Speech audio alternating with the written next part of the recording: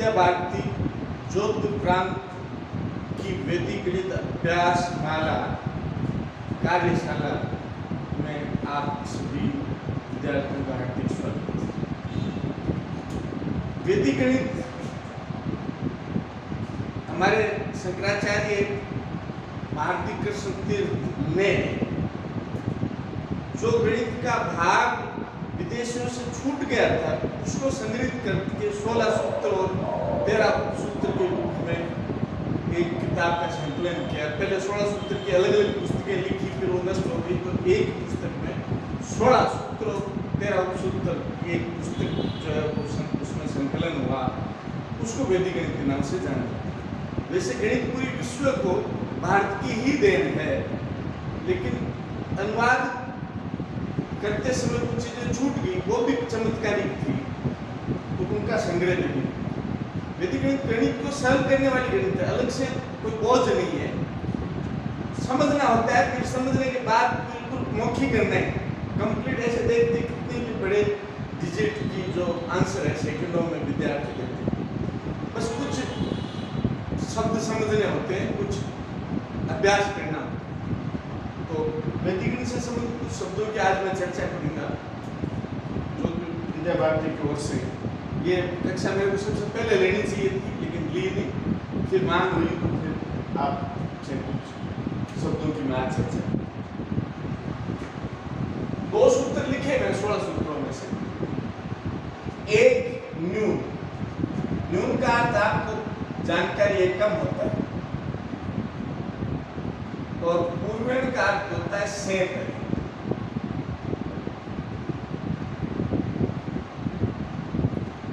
तो ये जो सूत्र है इसका अर्थ हुआ से पहले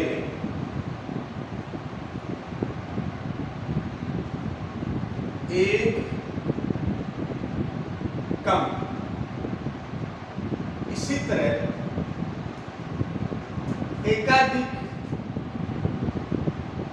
एकाधिक का अर्थ एक अधिक, ये एकाधिक जो है इसका अर्थ अधिक का अर्थ अधिक, एक का अर्थ एक, पूरे का अर्थ एक अधिक।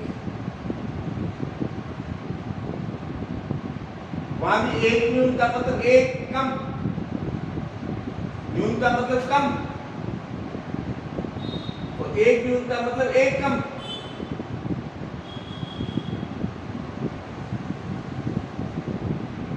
एक का अर्थ एक ही, और इसका वैसे पूर्व में जैसे उसमें बताया आपको, तो सूत्र का जो अर्थ हो गया से पहले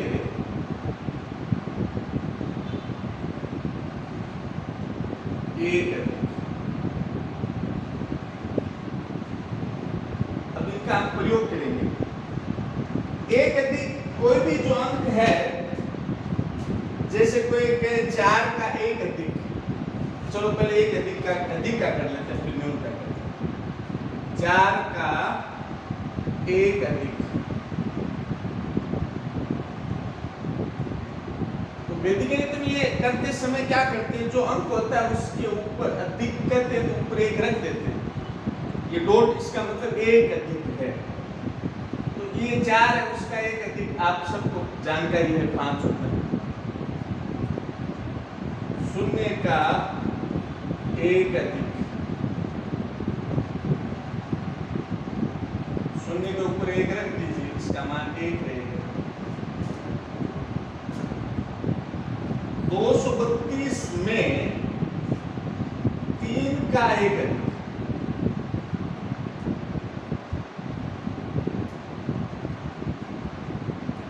तो 3 का एक अधिक है, तो इसमें 232 जो संख्या है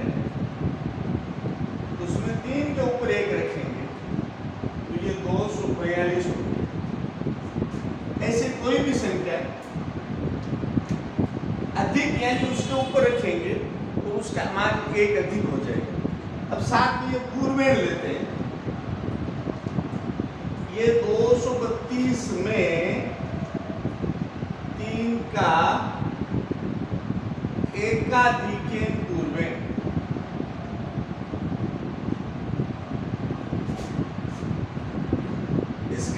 क्या हो गया, ये जो 132 संख्या है उसमें पूर्णांक का एकाधिक, तो ये पूर्णांक कौन सा है यहाँ, 3 से पहले ये, तो इसका मान हो गया 3 3 2।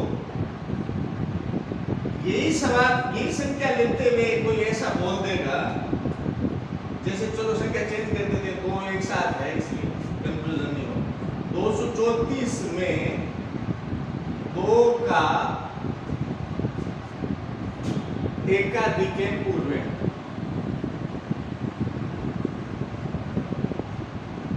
ऐसा कोई सवाल करे तो इसका अर्थ क्या होगा,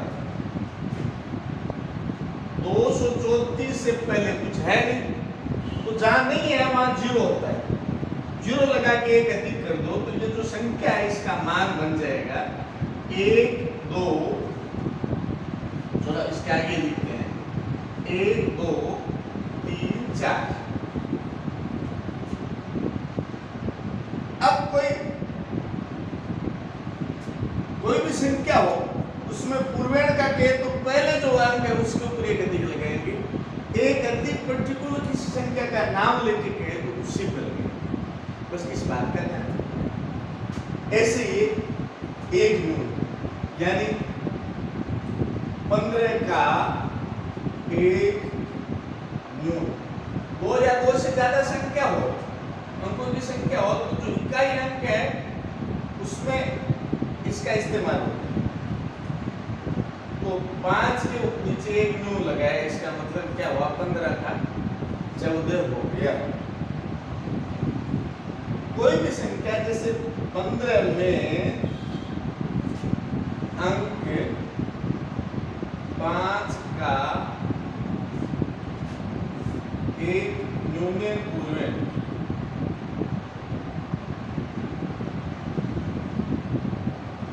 ऐसा है मान लो, तो क्या होगा, 15 में 5 से पहले 1 है, उसका 1 न्यून कर दो तो ये इसका मान 5 ही रहेगा। अब सवाल ऐसा हो कोई, जैसे ये तो चलो ये संख्या है, कह दिया किसी ने 0 का 1 न्यून, 0 का 1 न्यून क्या होगा, ऐसा कोई कहेगा तो 0 है उसके नीचे 1 न्यून का निशान लग जाएगा, और ये संख्या जो है ऋणात्मक 1 हो जाएगी। अब जो ऋणात्मक अंक है उसको वैदिक गणित में जो लिखते हैं वो ऐसे लिखते हैं,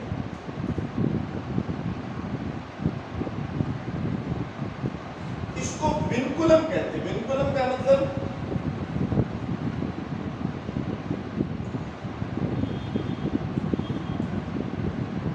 विनकुलम 1, यानी इसको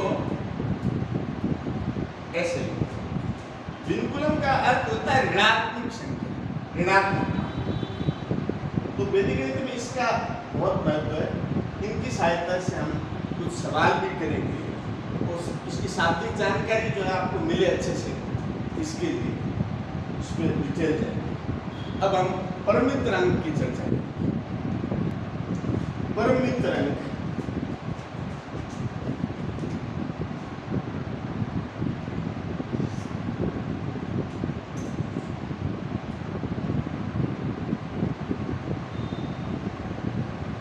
सामान्य गणित में जो पूरक अंक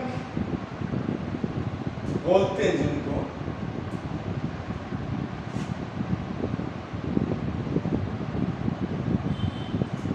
पूरक अंक क्या होते हैं, कोई भी दो ऐसे अंक जिनका योग कोई आधार संख्या हो, पूरक अंक कहलाते हैं। आधार संख्या यानी 10 के कोई भी घात की संख्या, यानी 1 10 100 1000 10,000 की दार्शनिक पद्धति से गणना होती है। तो दो ऐसी कोई संख्या, जैसे छिन्नों है उसमें जो है 4 जोड़ देंगे 100 हो जाएगा, तो वो एक दूसरे की पूरक। वैसे 10 तक के अंकों में एक दूसरे की जो पूरक अंक होते हैं उनको हम परमित्र अंक के नाम से जानते हैं। तो इसमें दो एक से शुरू करते हैं। एक का परम मित्रांक 9 होता है, 2 का 8, 3 का 7, 4 का 6, 5 का 5 और 10 का 0। अब इसमें 1 का 9 होता है, 9 का 1 होता है, 2 का 8 होता है, 8 का 2 होता है, 3 का 7, 7 का 3, 4 का 6, 6 का 4, 5 का 5, 10 का 0, 0 का 10। ये पूरे क्रम गणना में इसका जो है इस्तेमाल होता है, खास तौर पर वेव गणना। तो अब एक दो उदाहरण हम योग के लेंगे, एक दो उदाहरण वेव के, फिर आगे विषय को पढ़ेंगे। क्यों आज की जो कक्षा सामान्य जानकारी की कक्षा है, इसलिए पहले हम योग ले रहे हैं।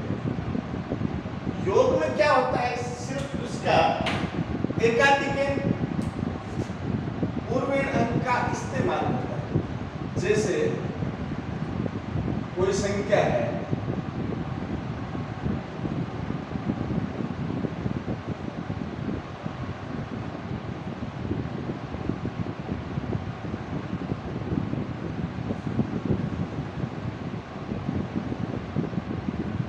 जैसे ये जोड़ रहे हैं, सामान्य जोड़ आपको सबको आता है, सिर्फ ये समझाने के लिए इसमें क्या करते हैं। जैसे सामान्य जोड़ में हम क्या करते हैं, 6, 4, 10 और 7, 17 और 4, 21 के एक हाथ के 2, बस वही है। इसमें हाथ के एक साथ नहीं रखने होते, बहुत बड़ी बड़ी गणना होती है तो भूल भी सकते हैं। इसमें 10 या 10 से ज्यादा होते, पूर्व अंक के ऊपर एक डॉट रखते हैं, यानी एकाधिक पूर्वेण अंक का एक अधिक। अब वो डॉट एक का काम करके दोबारा आगे जोड़ते तो उसका इस्तेमाल। जैसे 4 और 6 10, यानी ये डॉट लग गया। अब इसको बोल गए 10 यानी 0, आगे क्या जोड़ेंगे, इसमें ये जोड़ेंगे। 7 और 4 11, 11 का एक नीचे आएगा, ये इधर डॉट लग जाएगा। अब ये एक का काम करेगा। 5 और 1 6 और 7 13, 13 का 3 आगे जाएगा, एक तो डॉट लग जाएगा। 3 इसमें जोड़ो, 11 हो गया, 11 का एक आगे जाएगा, 1 1 2 और 3 5। अब इसमें देखिए ये डॉट है, इससे पूरा कोई अंक नहीं है तो 0 होके एक अधिक हो जाएगा। तो ये 4 1 5 8 13, 3 आगे जाएगा, 3 और 1 4 4 8 और फिर 4 जोड़ा इसमें तो ये 12 हो गया, 12 का 2 नीचे, ये 1 1 2। ये सामान्य जोड़ है, सामान्य तरीके से भी कर सकते हैं, लेकिन इसमें बड़ी जो गणनाएं होती है इसमें ये चीजें बहुत उपयोगी है। हाथ की बहुत सारी याद नहीं रखना, डॉट डॉट लगा के आगे बढ़ जाए, इसलिए सरलता है। इससे भी बड़ी सरलता घटाने के सवाल में रखती है, बहुत तेज फास्ट मौखिक गणनाएं। इसके तो और भी स्थानीय विधि से योग बहुत तेज विधि से होती है, तो वो भी बताएंगे आगे तो। लेकिन घटाने में ये विधि सबसे कारगर है।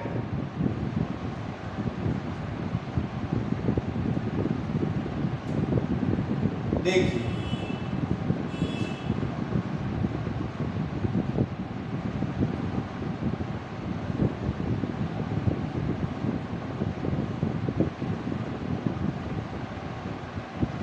अब नीचे के अंक बड़े हैं, ऊपर का छोटा होता है, तो ये हाथ का लेना और करना जो भी बोलते हैं उसका इस्तेमाल करते हैं। ऊपर बड़ा है तो सीधा गण जाएगा, तो मैटर ही नहीं है। उधार लेना और करना ये भारतीय पद्धति नहीं है, भारतीय पद्धति में कुछ न कुछ देना। तो इसमें क्या होता है, पूर्व जो अंक है, इसका जो पूर्व अंक है उसके ऊपर एक अधिक का, ऊपर संख्या छोटी है तो इसका जो पूर्व अंक है उसका एक अधिक कर देते हैं, उसका परम मित्रांक ऊपर की संख्या में ऐड कर देते हैं। 9 का परम मित्रांक 1 क्या है, 0 में ऐड हो गया। ये तेज गति से होता है, एक जोड़ना आसान है, हाथ का लेना घटाना ये लगता है, तो उधर रख दिया सीधा जोड़ दिया। अब ये 9 है, ऊपर छोटा अंक है तो ये रख दिया, 9 का परम मित्रांक फिर एक उसमें 3 में जोड़ दिया, बहुत सरलता रहती है।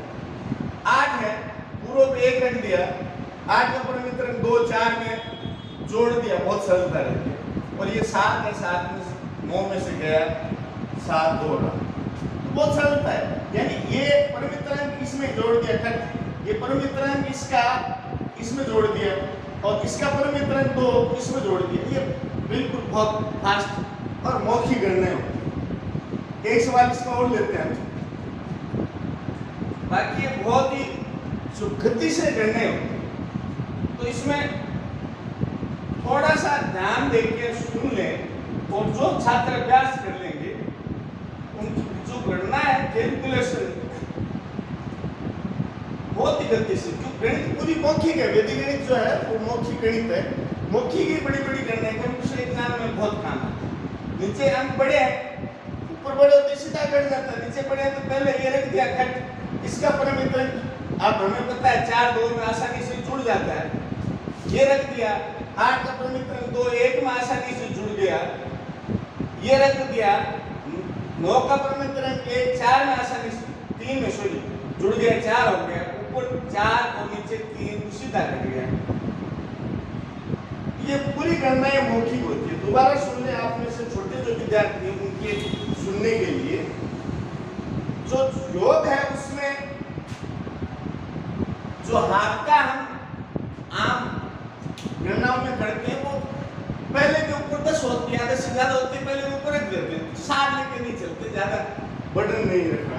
ये 10 हुआ, एक की तरफ दिया, 0 इसमें जुड़ा, 7 4 11 हुआ, 1 यहाँ रख दिया, 1 नीचे आ गया, 11 5 1 6 7 13, तो 1 रखते हुए 3 इसमें जोड़ दिया, 11 हो गया, 1 रखते हुए 1 आगे जोड़ दिया, 1 1 2 3 5। ऐसे ये 4 1 5 8 13 होती है, 1 रख दिया, 3 आगे जोड़ दिया, 3 1 4 4 8 4 12 होते, 2 आगे आगे 1 यहाँ रख दिया, 1 1 2। ऐसा इधर देखिए, ये जो छोटा अंक है घटाने में, तो उसके पहले अंक पर 1 रख देंगे और इसका परमित्रांक ऊपर की संख्या में जोड़ देंगे। ये परमित्रांक याद करने होते हैं, छोटे दूसरे के बच्चे भी याद कर सकते हैं, तो गति जो है आपकी बढ़ जाएगी। तो इसका परमित्रांक 1 इसमें जोड़ दिया, 1 पहले से रख दिया, तो ये 2 हो गया, इसका परमित्रांक 1 इसमें जोड़ दिया, पूर्व में 1 रख दिया, ये 8 हो गया, 2 परमित्रांक 4 में जोड़ दिया, पूर्व में 1 रख दिया, ये 7 हो गया, ऊपर 9 तो 2 बचा। इस तरह आपकी जो गति है वो असाधारण रूप से बढ़ जाएगी। अब हम जो है इसका एक अन्य शब्द इस्तेमाल होता है निखिलन, उसकी चर्चा करेंगे।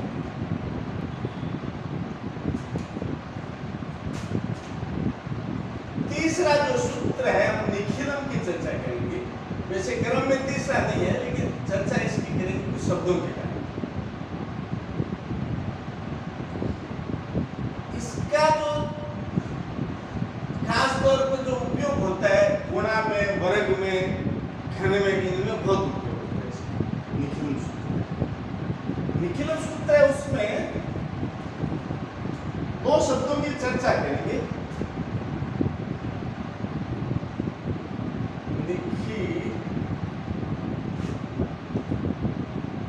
निखिलन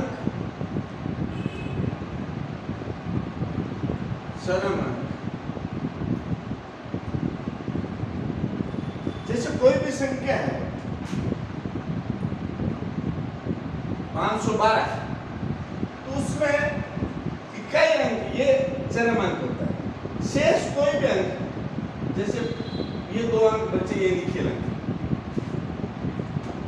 कोई भी अंक है जैसे 7 0 6, तो इसमें ये 6 चरम अंक है, और ये जो अन्य जो भी अंक है, ये 2 है या 4 है या 5 है, जो भी जितने भी अंक है वो सब निखिल अंक है। एक तो ये ध्यान करने की बात। दूसरा, इसमें जो इस्तेमाल होते हैं सूत्र में विचलन, विचलन शब्द का इसमें बहुत इस्तेमाल होता है। तो विचलन क्या होता है इसको समझेंगे, विचलन को भी समझेंगे। निखिल चरम जो है ना, इसके अलावा विचलन की चर्चा करेंगे पहले, तो उसका इसमें बहुत इस्तेमाल होता है आगे जाके। विचलन शब्द जो है इसकी चर्चा करेंगे। विचलन जैसे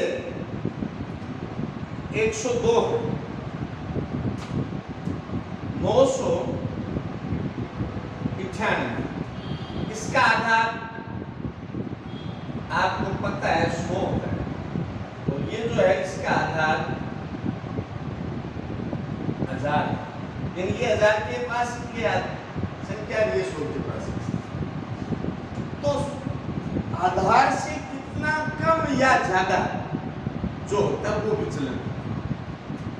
जैसे 102 है तो इसका विचलन क्या रहेगा, ये ज्यादा है तो प्लस के साथ लिखा जाएगा, कम होता है जैसे 97 होता है तो -3 लिखा जाएगा। ये कम है तो ये, हालांकि 2 अंक आधार में 2 शून्य तो 2 अंकों के रूप में लिखेंगे, इसको ऐसे लिखेंगे, 2 ही होता है लेकिन 0 लिख देंगे शुद्ध है, जानकारी रही कि आधार में कितने शून्य। ये कम है, 2 कम है तो इसको ऐसे लिखें। ये विचलन होता है, विचलन यानी कितना कम या ज्यादा। तो गणना में इसका बहुत इस्तेमाल होता है, बहुत तेज गति से गणना होता है। जैसे मैं एक उदाहरण आपको बताऊंगा अभी, ताकि आपको ध्यान दें कि इनका इस्तेमाल क्या है। जैसे गुणा करें हम कोई भी संख्या, जैसे लिया मान लो हमने 102 गुणे 108, तो विचलन इसका +2 है, इसका +8 है, आधार इसका 100 है। तो हमें करना क्या है, गणना में कुछ नहीं करना। जैसे ये संख्या है तो इसका विचलन इसमें जोड़ो, या ये संख्या इसका विचलन इसमें जोड़ो, प्लस में तो जोड़ो, माइनस में तो घटाओ। तो ये 8 इसमें जोड़ा तो ये 110 हो गया, और दोनों विचलनों का गुणा, तो 8 गुनी 16, ये इसका आंसर है। तो ये बहुत तेज गति से कैसे भी सवाल हो, जैसे मान लो 990 गुणे 989 है, तो इसका विचलन 11 है, इसका विचलन 10 है। तो ये इसमें से 11 लेस करो या इसमें से 10 लेस करो, तो ये आ जाएगा 979। इन दोनों का गुणा करो, माइनस माइनस गुणा होकर प्लस हो जाता है, तो ये 110। ये सेकंडों में जो है बड़ी बड़ी गणनाएं कैलकुलेशन हो सकती है। अब ये सभी में वर्ग संख्याओं में, धन संख्याओं में भी इसका इस्तेमाल होता है। वर्ग के 1-2 सवाल की मैं चर्चा करूंगा। जैसे वर्ग है, वर्ग में मान लो 106 का स्क्वायर है, तो ये आधार इसका आपको जानकारी है, लिख देता हूं, बाकी आवश्यकता नहीं लिखने की। और विचलन क्या है, 6 है, तो इसमें यही जोड़ना, वैसे इसको 6 इसमें जोड़ना तो 112 हो गया, और 6 का स्क्वायर यानी 6 36। वैसे ये पूरा जो सूत्र है वो बोला जाता है निखिलम नवतक, वो तो बिल्कुल उसमें ऋणात्मक संख्या बदलेंगे तब इसमें यावदुनम तावदुनि करते वर्ग में चाहे योज्य, यानी जितना कम है कम करें, अधिक अधिक करें, और उसके वर्ग को उसमें समायोजित करें। जैसे 990 है, इसका स्क्वायर करना तो ये 10 कम है, इसमें से 10 घटाओ तो 980 हो गया, और 10 का स्क्वायर लिख दो, यानी कम है तो घटा दो, ज्यादा है तो जोड़ दो, उसके वर्ग को उसमें समायोजित कर दो। समायोजित का मैं तीसरा सवाल लेता हूं तो समझ आ जाएगा। जैसे मान लो 997 संख्या ली है, तो इसमें विचलन 3 है, 3 घटाओ इसमें, 9 9 4 और 3 3 9, 3 3 9। अब चूंकि इसका आधार जो है वो 1000 है, तो 3 अंक उधर चाहिए, इसमें 3 अंक आ गए, इसलिए हमने कुछ नहीं किया, 3 अंक चाहिए, तो ये ऐसे हो जाएगा। और 3 से ज्यादा होते तो वो अगला अंक, चौथा अंक इसमें ऐड हो जाएगा। क्यों, बड़ी बड़ी गणनाओं में भी इसका इस्तेमाल होता है। तो गुणा में वर्ग में और घनफल में बहुत तेज गति से इसका जो है इस्तेमाल करके निर्णय की जा सकती है। अब हम बीजांक की चर्चा करें। बीजांक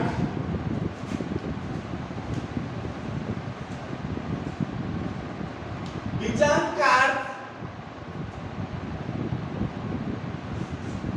नवांक और एकादशांक विधि में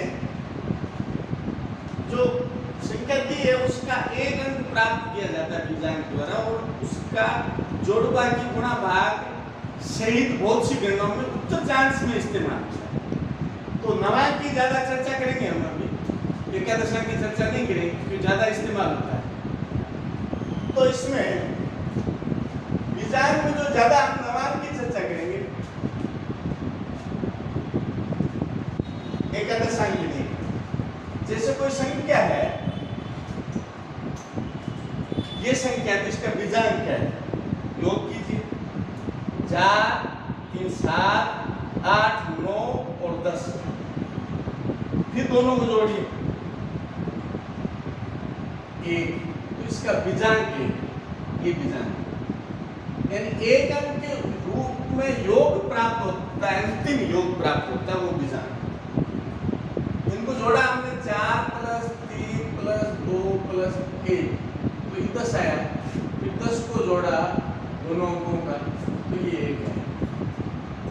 ऐसे कितनी भी बड़ी संख्या हो, जैसे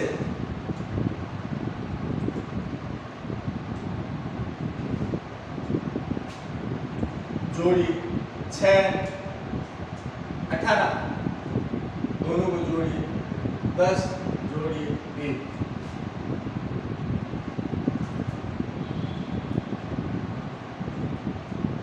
जोड़िए 4, 5, 6, 7, 8, एक साथ जोड़िए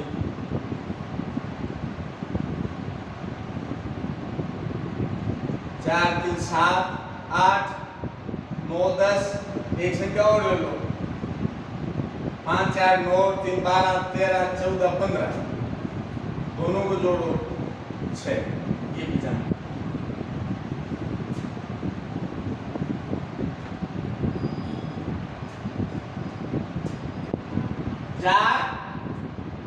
दोबारा देख लो, इसको को जोड़ में गलती नहीं की हो। 4, 3, 7, 8, 9, 10, ठीक है, दोनों को जोड़े 1, 6, 7, 11 और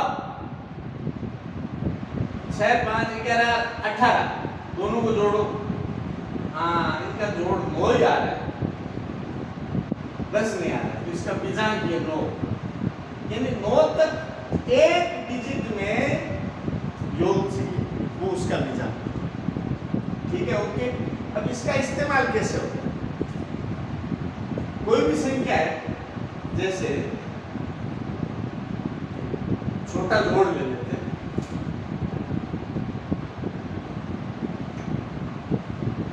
इनको जोड़ो 4, 6, 4, 7।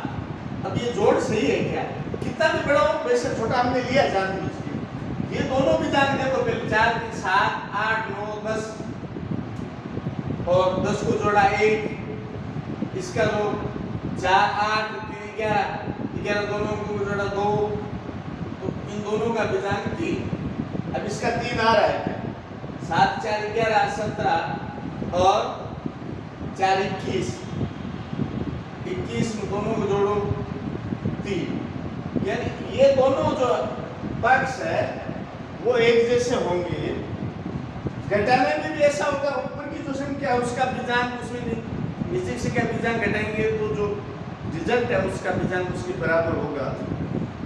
तो उत्तर में बड़े बड़े सवालों की जांच की जो है सुविधा रहेगी। गुणा में भी जो कोई भी संख्या दी रहेगी तो उसमें ये इसका बीजांक यह आएगा, फिर इसका बीजांक, दोनों के गुणनफल का जो बीजांक आएगा वो इसके बराबर आएगा। तो ये जो सवाल सही माना चलेगा। तो इस तरह का बड़े बड़े सवालों में उत्तर जांच के लिए इस बीजांक का इस्तेमाल किया जाता है, एकादशांक का भी इस्तेमाल किया जाता है। तो बाद में भी अवसर आएगा तब। एक शुरू में हमने बिल्कुल लिया था ऋणात्मक संख्या, तो बीच में जैसे उसका मैं बता रहा था आपको, जो यावदुन बोल रहा था उस समय, जो आ गया था चर्म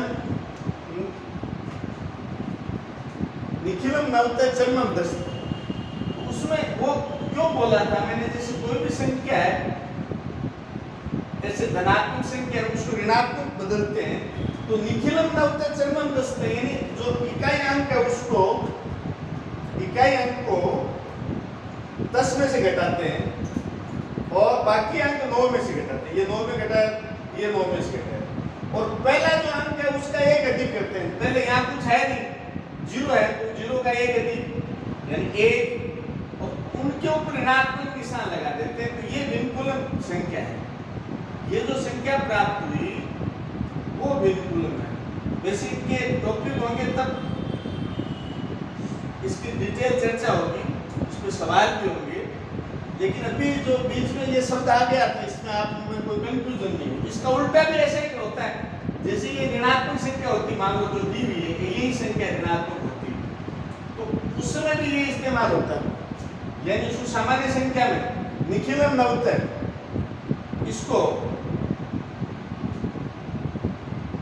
10 में से चरम अंक और बाकी निखिलम को 9 से घटाओ, उसको 10 में से घटाओ 8, इसको 9 में से घटाओ 6, इसको 9 में से घटाओ 7, और इससे जो पूर्व अंक है 1 है उसका एकम, तो जो संख्या प्राप्त होगी वो क्या है, 0 हो गया ये, तो जो पहले की संख्या वो आ जाएगी, जो हमने एक की संख्या ली। तो इस तरह ऋणात्मक संख्या को धनात्मक और धनात्मक को ऋणात्मक बनाने में जो निखिलम नवते चर्मम दस्त सूत्र का इस्तेमाल